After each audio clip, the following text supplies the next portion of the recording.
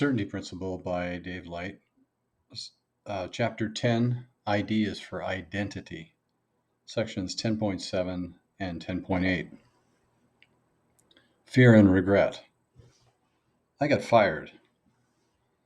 As a teenager, I had started out as a laborer on the fishing piers of San Francisco.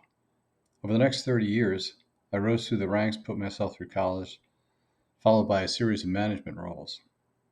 By the time I was approaching my mid-50s, I was a proud CEO of an important firm, and my self-identity was set.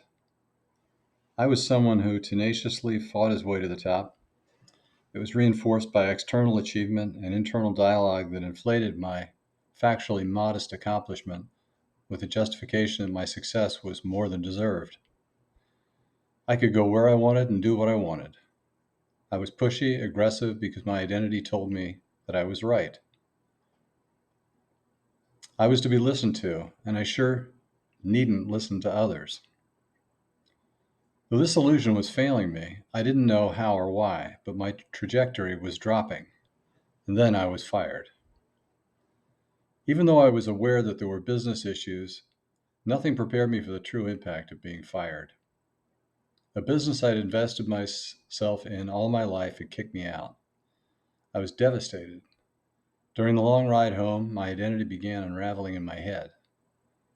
I'd gone from somebody to nobody in less time than it took to drive from New York to Philadelphia. As I was pulling into my driveway, I was struggling with how I would explain it to my family, to my wife. I was afraid, and I was beginning to reject my arrogant illusion of identity. All cognitive motive loops eventually wind up in fear and regret. Therefore, dissolving such illusions is necessary in order to restore the childlike lightness of an unencumbered brain. One solution is to develop a skill for trying along.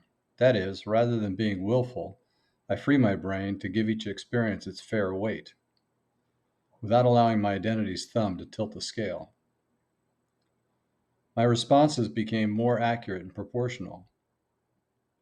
When I surrender self-perception as my lens on reality and learn to perceive things as they really are, it relaxes my approach to living. Developing an understanding that there is no separate I to defend, that there is only manifesting experience, is the first step to such learning. My face, section 10.8. The massive success of Facebook, LinkedIn, and other social media platforms is fueled in large part by the powerful influence that identity holds over me as part of the herd. If I already have a vain attachment to personal image, why not put it online for all the world to see and like? Neurology that begins with physical survival evolves into identity survival. If I fail to see that my identity is merely a game my brain is playing with itself, what other perceived facts are likewise delusional? Sorry for the likewise. Section 10.9, Killing Vanity. Quote, when dealing with people, remember that you're not dealing with creatures of logic, but with creatures bristling with prejudice and motivated by pride and vanity. Unquote. Carnegie, 1936. Vanity is enthrallment with personal identity. It is the brain's insulation from reality. Typically, the struggles required in completing the countless tasks that are mandated by greater horizons of achievement forges personal transformation that is vanity defeating. But if I am enthralled with my vanity, why bother changing? It is far easier to inflate, embellish, and justify my behaviors than to change them. But vanity is delusional, ultimately inhibiting to achievement.